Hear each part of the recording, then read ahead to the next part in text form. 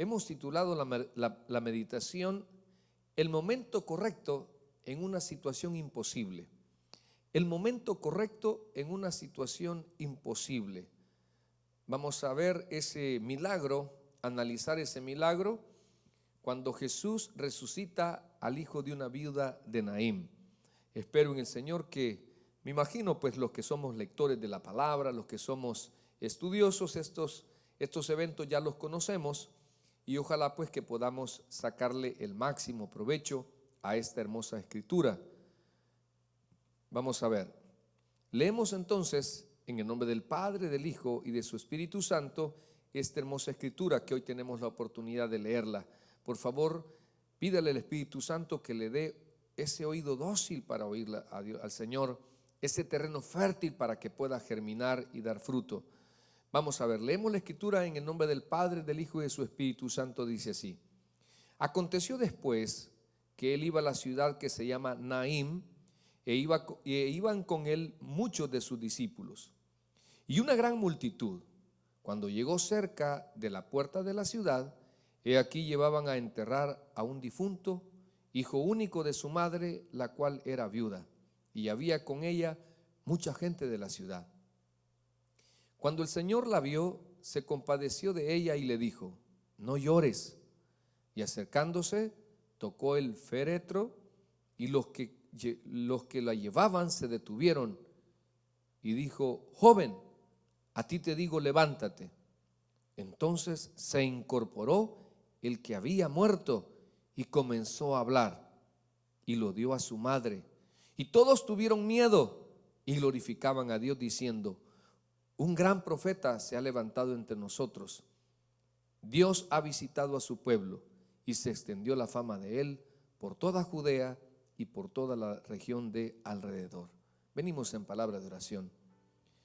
Señor, en esta hermosa noche pedimos, suplicamos la dependencia total del Espíritu Santo para que selles, mi Dios, mis palabras, para que ates mis intenciones.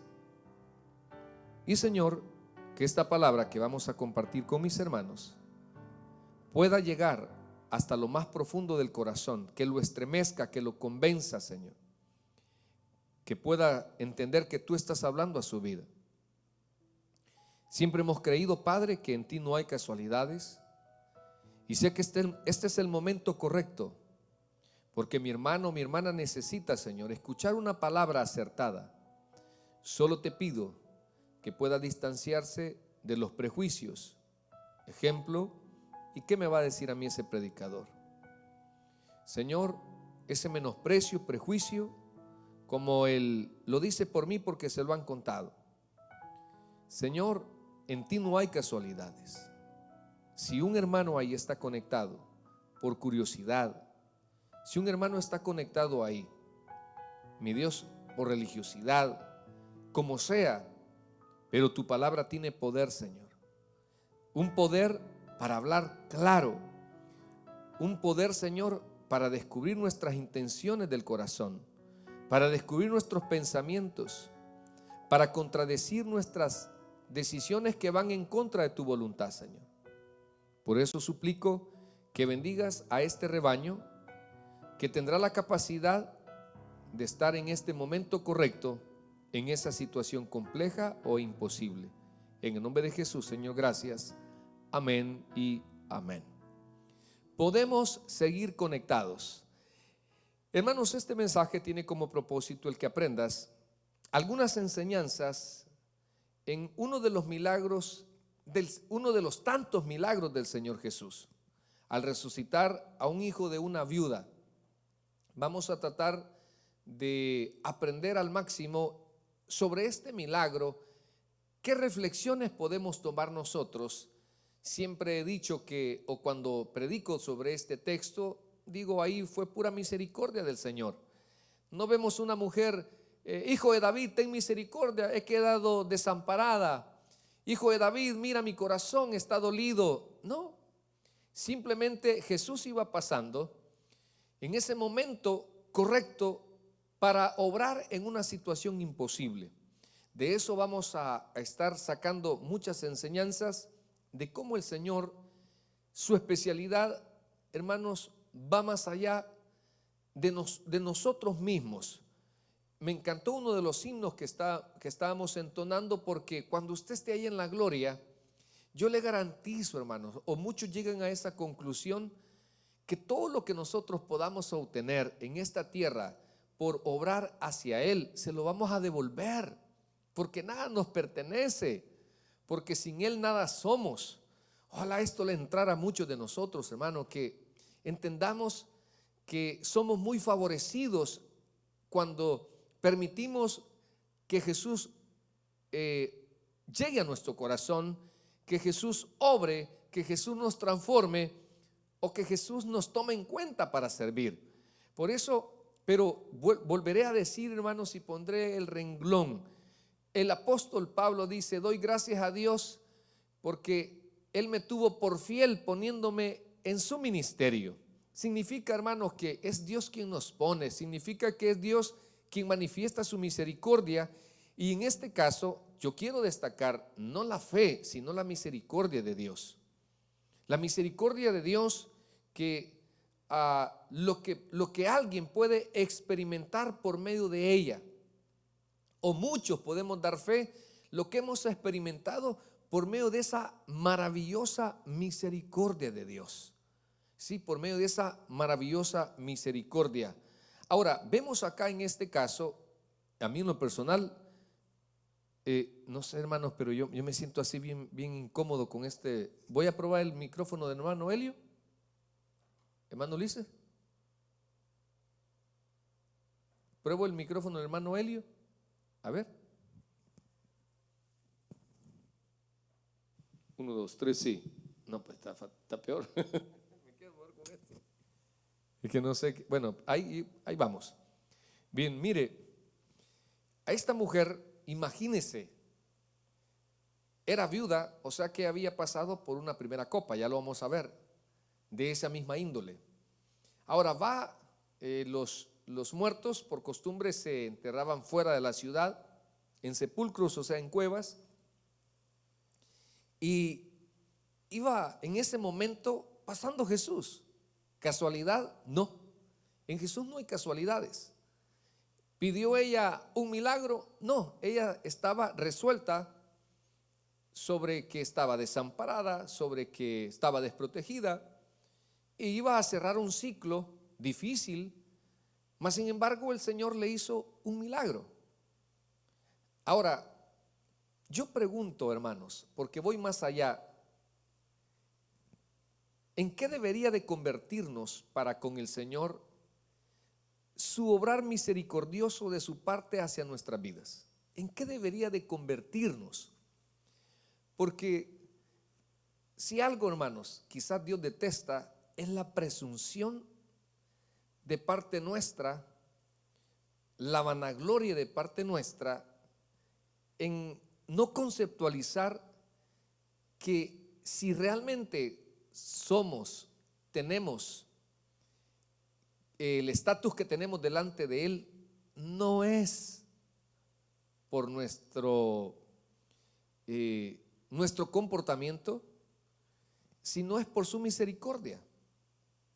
Cuando usted entiende, lo asimila bien todo eso a través del Espíritu Santo y logra comparar, créame lo que muchos, por ejemplo, hay hermanos que están en este país, pero que sufrieron menos que los que vinieron de manera que no viajaron por avión. Entonces yo puedo comparar y decir, qué bendición la que Dios me dio a mí de venirme en avión y no venirme en ese camino largo por el desierto, no exponerme a la delincuencia de esos grupos secuestradores en México. Entonces eso, al compararlo en lo personal, debería de convertirme en alguien agradecido, porque ahí quiero llegar. O sea, ¿en qué nos debería de convertir o en qué deberías de convertirte si tienes esa capacidad de identificar que Dios ha obrado en ti de manera misericordiosa? Te ha guardado, te ha preservado, te ha dado salud, te ha dado trabajo. ¿Cuántas cosas Dios te ha dado y ¿para qué? ¿O con qué propósito? ¿Con qué propósito? Por ejemplo, yo en lo personal digo, los dones no son para que nosotros ni le saquemos provecho, ni para que nosotros nos vanagloriemos. Los dones son para ponerlos al servicio de la obra de Dios, para poder ser esa pieza en el crecimiento o edificación de la iglesia. Y todos tenemos dones. Entonces, para mí, cuando yo experimento un milagro sobrenatural en mi vida, definitivamente que esto me debería de convertir en un discípulo de Jesús. Porque solo Él pudo obrar, porque solo Él pudo hacer, porque solo Él pudo proveer, porque solo Él pudo sanar, porque solo Él me puede guardar, porque solo Él me ha guardado en esta pandemia. ¿Cuántos podemos decir, como expresan los mexicanos, me la libré? Algo así. La libré. Así significa que a pesar de todas las cosas que han sucedido, hermanos, no somos de esas estadísticas que partieron con el Señor. En el caso de los cristianos, porque hay otros que están en el infierno. O sea, digo yo, qué maravilloso.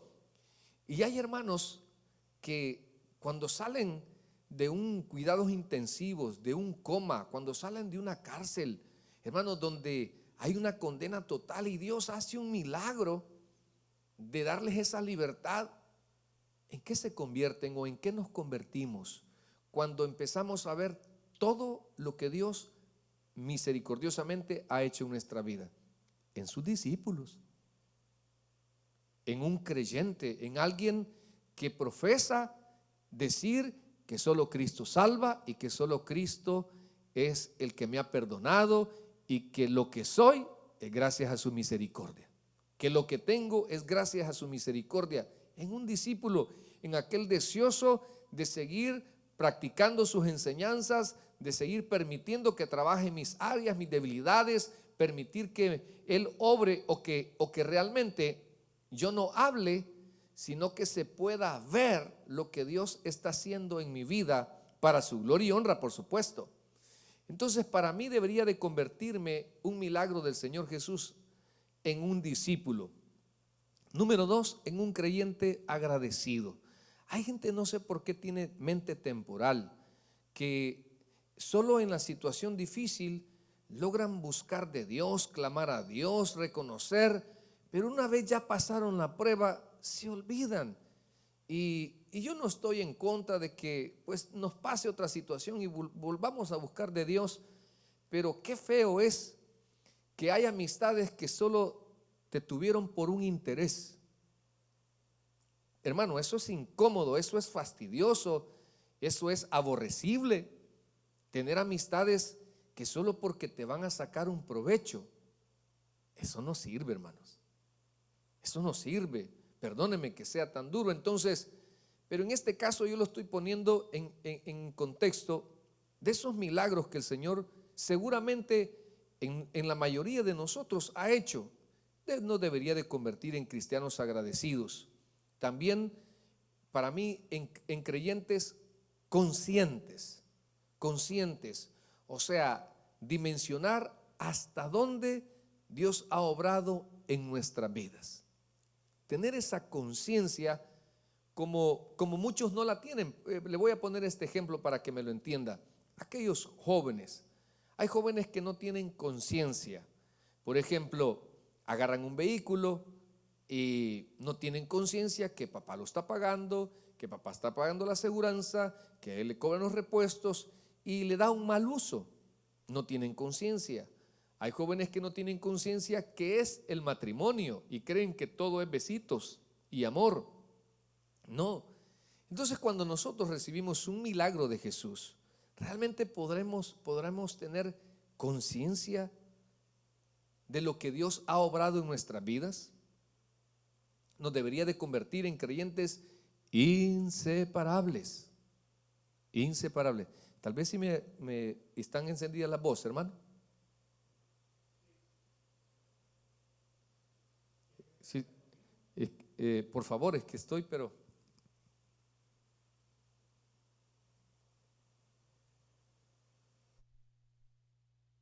Y hay un vacío también. Gloria a Dios.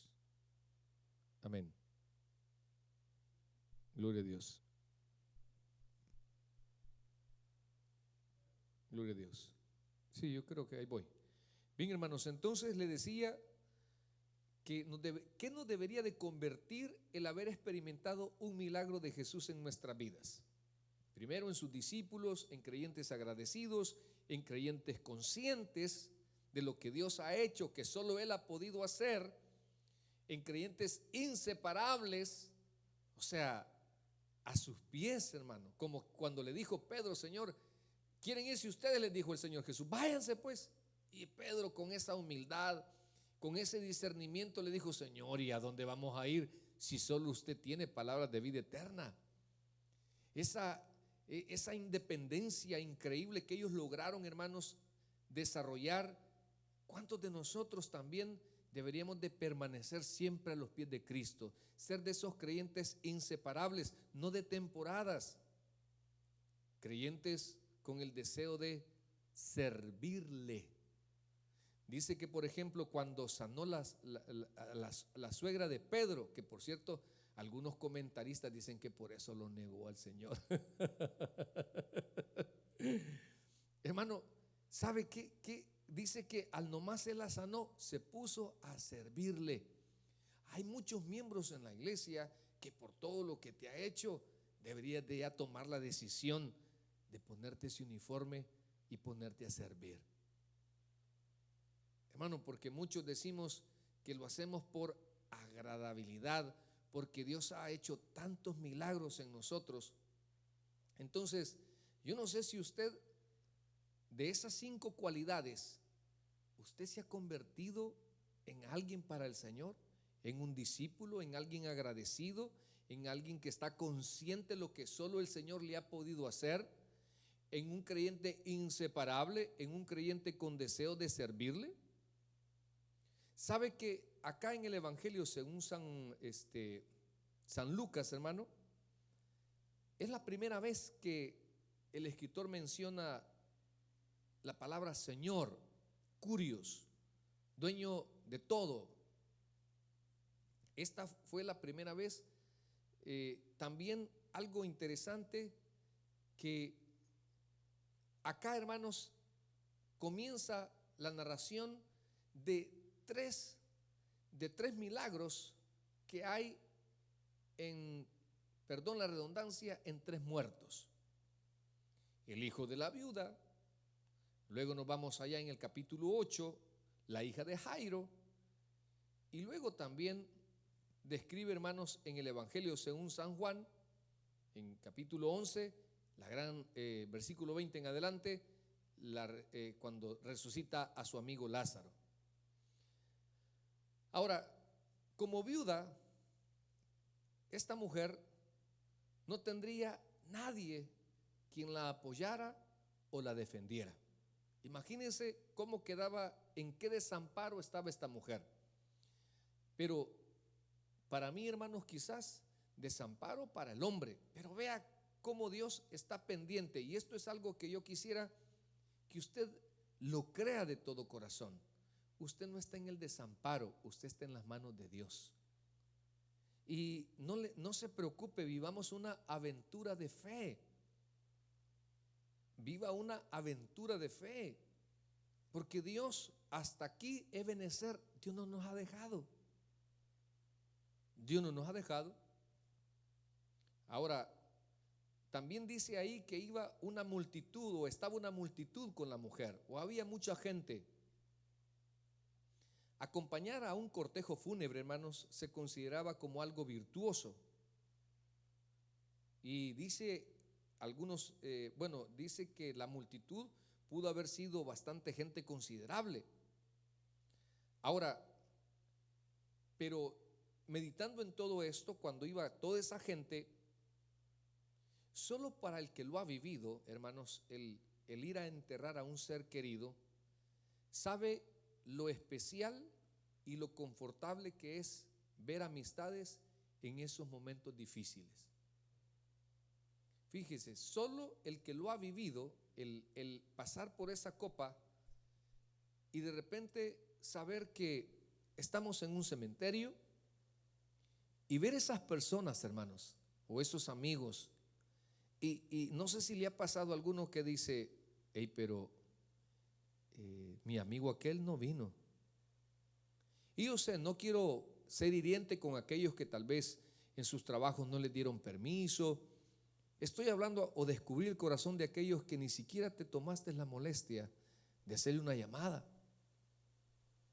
Hermanos, esta mujer quizás sentí un poco consuelo por toda esa gente que estaba. Y vuelvo, insisto, solo el que lo ha vivido sabe que tal vez, hermano, no se va a solucionar el problema, pero se siente especial y confortable aquellas amistades que nos han apoyado en esos momentos difíciles, que nos han dado una mano, un abrazo, estamos orando por usted, no se rinda, siga, hermano. Algunas lecciones, por eso vamos ahora a las lecciones sobre este milagro hecho en la viuda de Naín. Queremos hablar sobre esas lecciones para poder terminar bien con el tiempo. ¿Cuáles son aquellas lecciones que yo puedo aprender o que vamos a aprender sobre este milagro hecho en esa viuda de Naín? Mire, vamos a aprender, si no, 4. La primera, hermanos, es que hoy el audio estuvo malo. Así déjalo ya, de todos modos. Hermanos, mire, la primera lección. Mire, acompáñeme a Lucas capítulo 7, versículo 12. ¿Qué dice ahí la escritura? Cuando llegó cerca de la puerta de la ciudad, he aquí llevaban a enterrar a un difunto, hijo único de su madre, la cual era viuda, y había con ella mucha gente de la ciudad. Ahora, a mí me llamó la atención y todavía lo subrayé: había con ella mucha gente. Sí, mucha gente. Y llego a una pregunta que quisiera que la reflexionáramos usted y yo. ¿Qué tipo de persona habría sido esta mujer? ¿Qué tipo de persona? ¿Qué tipo de persona habría sido esta mujer?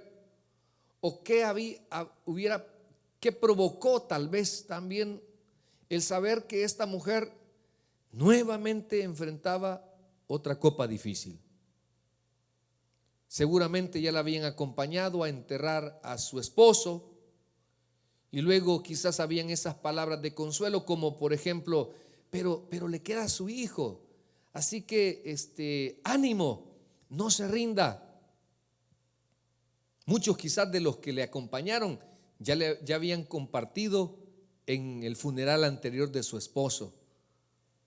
Pero imagínense ahora 2 copas, hermanos, de ese mismo tipo.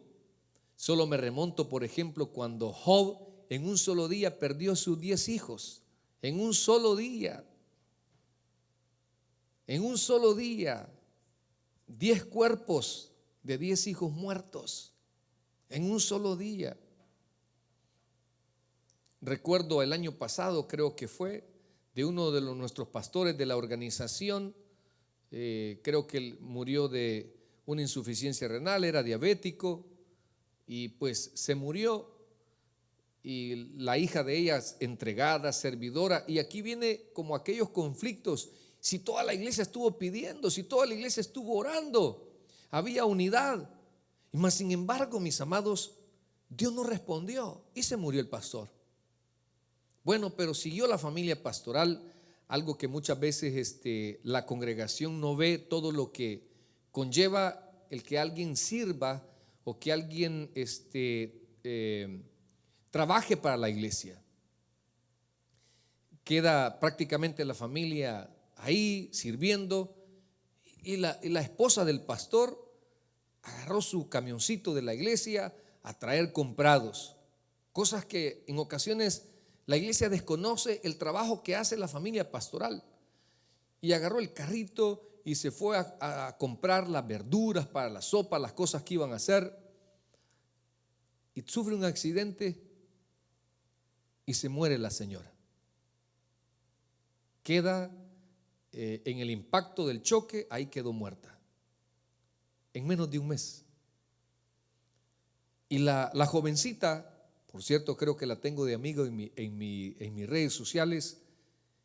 Hermano, sabe que hasta cierto punto, qué privilegiado me siento de tener gente alrededor de un calibre de fe, hermanos, donde en esos momentos es donde se conocen los buenos cristianos. En el momento ese de situaciones difíciles, donde hay que pedirle al Espíritu Santo controlar esos momentos duros o auxiliarnos del Espíritu Santo. Porque déjeme decirle que los buenos cristianos no se conocen por qué tan planchaditos andan. Los buenos cristianos, hermanos, no se conocen por el cargo que tengan en una iglesia. Los buenos cristianos se conocen cómo reaccionan en medio de sus pruebas. Y esta mujer, digo, ¿qué tipo de persona habría sido para que le acompañara a esta multitud? Me preguntaba, ¿habrá sido capaz de aceptar la soberanía de Dios? Porque yo conozco creyentes que cuestionan lo que Dios ha permitido en sus vidas, y conozco creyentes que han logrado aceptar, a pesar de su dolor, a pesar de sus lágrimas, la soberanía de Dios. Y muchos han pasado por ese valle de sombra donde no entendemos por qué Dios lo quiso así. ¿Por qué Dios lo quiso así? Pero esta mujer habrá sido capaz de aceptar la soberanía de Dios, porque muchas veces nosotros llegamos al hospital con esperanza de la sanidad, que va a salir sana de ese hospital, que Dios va a contestar las oraciones, que Dios va a contestar ese ayuno que juntos estamos haciendo. Mas sin embargo, en ocasiones, en la soberanía de Dios, nos toca agachar la cabeza y decir: Dios puede, y en este caso no quiso.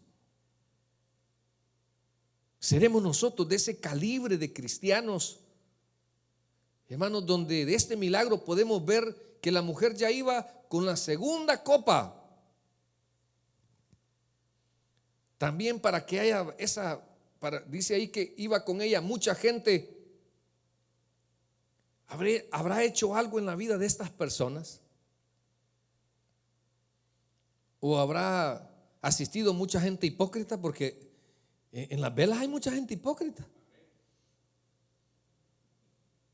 Sí, mire, cuando ya está el féretro ahí aparece entonces un montón de gente a llorar, y tan buena gente que era la persona. Sí, hermano. No le escuché. Sí, créame lo que yo le aseguro que si yo me muero, ahí voy a tener un montón de dándole las condolencias a mi señora.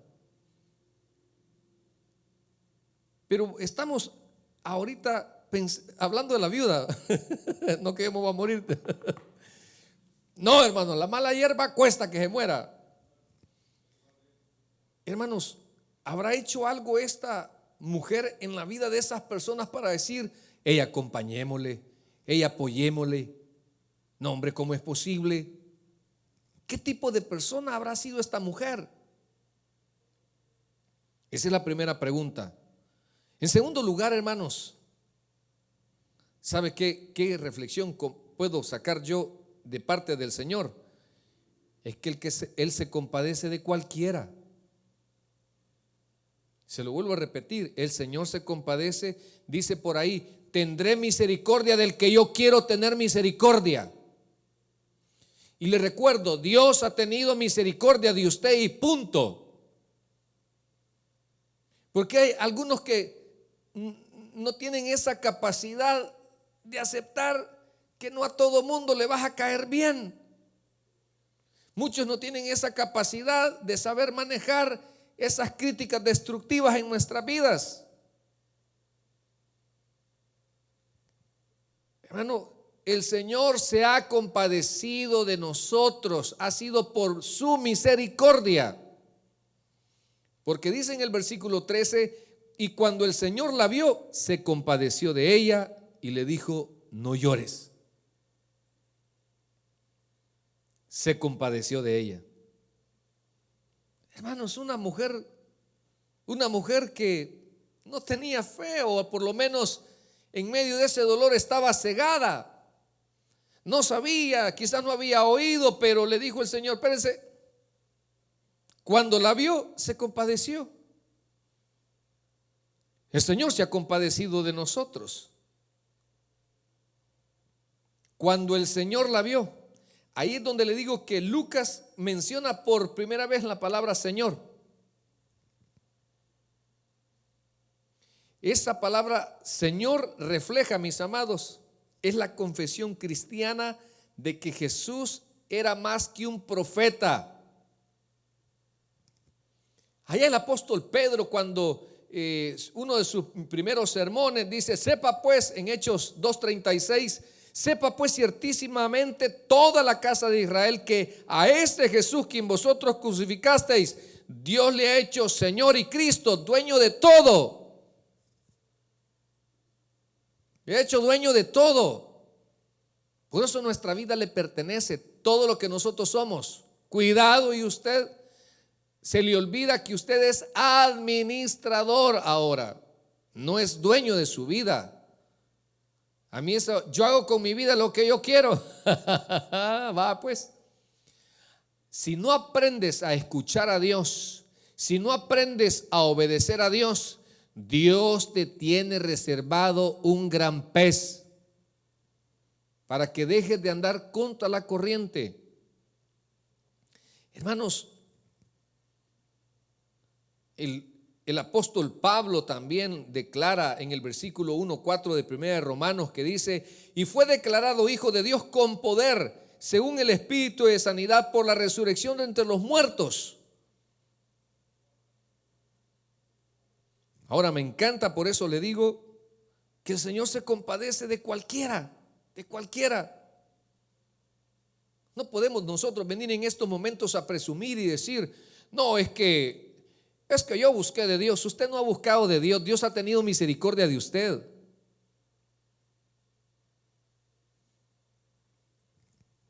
Por eso Jesús tiene compasión no solo por esta mujer que había perdido un hijo, sino esa situación difícil a la que le tocaría enfrentar como una viuda y desprotegida, sin ningún medio ya de apoyo. Porque yo no sé si la mujer en medio del dolor también pensaría. Recuerde que en la parte cultural, hermanos, siempre las viudas dependían o de los hijos, pero ya no tenía quien por ella. Pero el Señor le mostró su poder. Fíjese que dice la Escritura esto, que si nosotros siendo malos sabemos dar buenas dádivas, cuánto más no es nuestro Señor a quienes se lo pidan. Yo no sé si usted en algún momento se ha compadecido de alguien o de un evento. Yo hoy he visto dos momentos complejos y he visto esas lágrimas rodar de los padres. Estaba viendo en un noticiero local cómo unos niños son abandonados en la ribera del Río Grande y se ve que llega la lancha y suben a los dos niños. Y no crea que el de migración los agarró, los abrazó y les dijo, ya salieron de peligro, cálmense, los vamos a llevar. No, solo los tomaron y los subieron, gracias a Dios los rescataron. Pero aquí voy, el punto del corazón de un padre. Y vi como la madre, una madre que me estaba enseñando ese video, no eran sus hijos, no paró de llorar al mostrarme ese video. Y me dijo, mire, pobrecitos, mire ahí los dejaron, mire ahí todos mojados, mire, nadie los abrazó para calmarles el miedo. Se compadeció, porque eso solo lo entiende un padre. aquel que se pone en los zapatos de ese padre, aquel que se pone en los zapatos de esos pobres niños. También ahora otra madre me enseñó un video donde un joven de Guatemala se vino así inmigrante, imagínense, a esa gran aventura, y lo agarraron también y lo entrevistan y le dice: ¿y tú por qué vienes? Tengo 17 años de no ver a mi mamá. Y dijo algo, mis amados, qué difícil: me dejó de brazos, me dejó de brazos. Y el noticiero se dio la tarea de darle seguimiento cuando lo arrestaron, le dio seguimiento cuando lo agarraron, no lo arrestaron, cuando lo llevaron a un centro de hogar para ellos. Se dieron la tarea para cuando lo mandaron en avión a unificarse con su madre. Y vemos ahí ese cuadro, mis amados, tan, dicen los mexicanos que se les pone la piel chinita. Hermanos, cuando aparece ese joven de 17 años y la madre tenía esa misma cantidad de años sin verle, y de repente se abrazaron. ¿Se acuerda usted cuando abrazó a su mamá? ¿Después de cuántos años? Después de 13 años de estarla esperando en un aeropuerto. Por eso digo, si usted y yo, siendo personas imperfectas, todas esas cosas nos conmueven, nos compadecen. Ahora condenaron al policía que estuvo 9 minutos 50 y algo de segundos encima de un hombre, hermanos, y eso le causó la muerte. Si todas esas cosas, si nosotros nos conmueven, cuando está tan de moda hoy en Estados Unidos los famosos tiroteos. Mire, en menos de este mes yo he escuchado como 4 o 5 tiroteos, que hermanos en Colorado, que aquí en California, que allá en Nueva York, que allá en Georgia, que hermanos. Y pensando nosotros, hoy también miramos una noticia, la capacidad que tiene un verdadero creyente. Porque cuando yo veo esos casos, hermanos, mire, había una joven universitaria en nuestro país, El Salvador. Ya solo estaba haciendo su tesis porque se iba a graduar ese mismo año, o ya la había pasado. Y de los mismos amiguitos del pasaje, crecen, ella decide estudiar, él decide meterse en las maras porque supuestamente la mara contraria le mató a su mejor amigo. No se sabe cuál fue el móvil, pero este mismo joven mató a esta estudiante, a esta egresada. Le asestó 2 balazos, uno en el pecho y uno en la cabeza. Como hubieron muchos testigos, fue fácil identificarlo, fue fácil condenarlo. Está purgando una pena de 33 años. Pero la madre hace una carta mandándosela a él, diciéndole que la perdona, que lo perdona. El haberle matado a su hija, el haberle quitado ese privilegio de haberse graduado, haber recibido todos sus estudios. Y dice algo,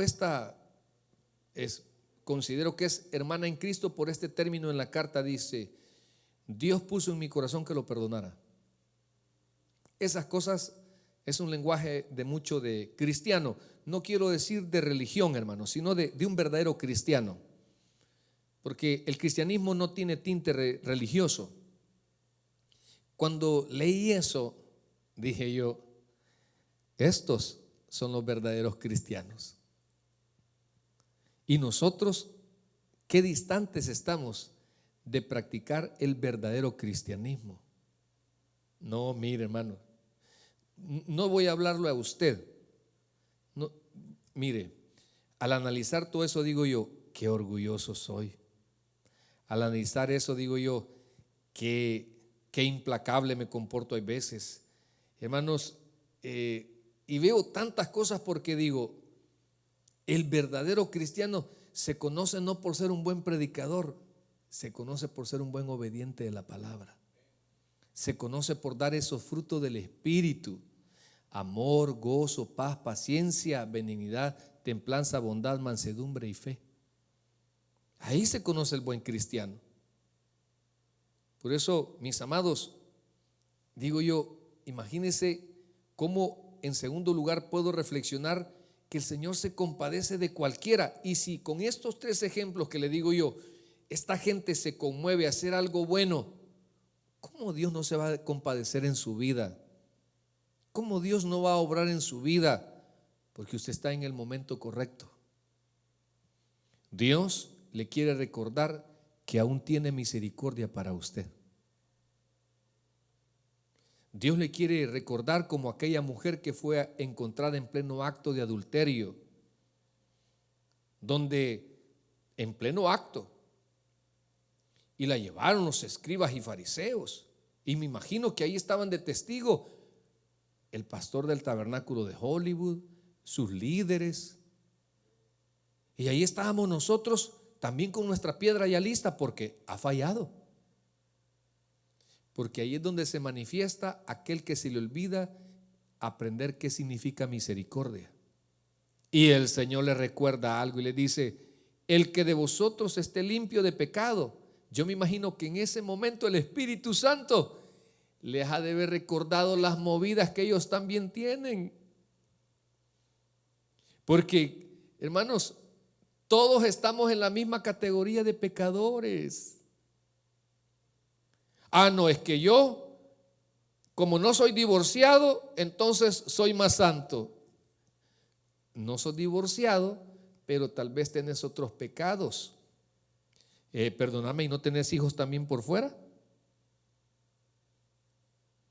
Puede ser que estés casada con otra y con la primera, con ella te tenías que haber casado. O sea, mi punto es, hermanos, acá, no sé si me estoy desviando del tema, pero el Señor nos está recordando a usted y a mí que Él sigue teniendo misericordia, porque se compadeció de esa mujer. ¿Cómo no se va a compadecer de usted, que usted hoy ya le conoce, que usted ya le ha recibido como su Salvador personal, que usted ya conoce la manera de cómo buscar la restauración a través del arrepentimiento? Claro que sí, porque el Señor se compadece de cualquiera. Hermanos, la misericordia del Señor es para todos, para todo aquel que la busca, para todo aquel que la acepta. En tercer lugar, hermanos, ¿qué podemos aprender o qué enseñanza nos puede dejar este milagro? Que el Señor puede obrar aún en lo más profundo de tu dolor. El Señor puede obrar aún en lo más profundo de tu dolor. Mire en el versículo 13, siempre cuando el Señor la vio, se compadeció de ella y le dijo: no llores. ¿Cómo quisiera que usted y yo hagamos viva esa palabra? No llores. No llore. Hermanos, ¿qué significado traería para esa mujer esa indicación del Señor Jesús? No llores. No llores. ¿Qué vendría después? Porque este es lo que siento en mi corazón decirle. Lo que viene después de parar ya por esa tristeza que no vale la pena, de parar esa tristeza que es irreversible, de parar, hermanos, por eso difícil. Y el Señor le está diciendo: no llores. ¿Qué viene después? Porque en esta mujer el Señor le iba a regalar un milagro. No llores. ¿Qué vendrá después a su vida? Le puedo garantizar que una intervención milagrosa de parte del Señor Jesús, porque usted está en el momento correcto. Usted bien pudiera haber estado viendo una serie de Netflix. Nuestro hermano Elio bien pudo haber dicho: bueno, si yo voy tarde, pues yo me voy para la casa. Ay, que alguien me cubra. No, hermano, es que cuando uno, y esto es muy importante para aquellos que son de nuestra iglesia y son servidores, Nunca vas a llegar a la altura del buen servidor que Dios quiere si no tienes un alto compromiso con Él. Hermanos, un milagro. Por eso digo yo, algunos acá posiblemente pueden haber dicho: si yo me conecté al mediodía, ¿para qué me voy a seguir conectando? Usted hizo tiempo, usted ha hecho un espacio, puede hacer que sea amante de las noticias, puede hacer que tenía una plática con sus padres, pero dijo: no, te hablo después del servicio. No llores. ¿Qué viene después a su vida? Pues yo espero que Dios le regale su milagro. No llores. ¿Sabe qué pudo haber significado en esa mujer? No estás sola, me tienes a mí. Hermano, le voy a decir esto que expresó David: aunque mi padre y mi madre me dejaren, con todo Jehová me recogerá. Sé que algunas separaciones duelen, otras uno da gracias a Dios. La suegra: me voy a ir a vivir donde mi otra hija. Ay, suegra, viera que me da tristeza, ¿verdad? Entonces, hermano, usted y yo no estamos solos. Tenemos a Jesús. El día que logre entender eso, va a ser más feliz. Va a buscar el reino de Dios y su justicia. Se va a deleitar más en Jehová para que le conceda las peticiones de su corazón. No llores. ¿Qué significado traería para esta mujer el no llores? Para mí, el te voy a regalar un milagro. Para mí, no estás sola, me tienes a mí.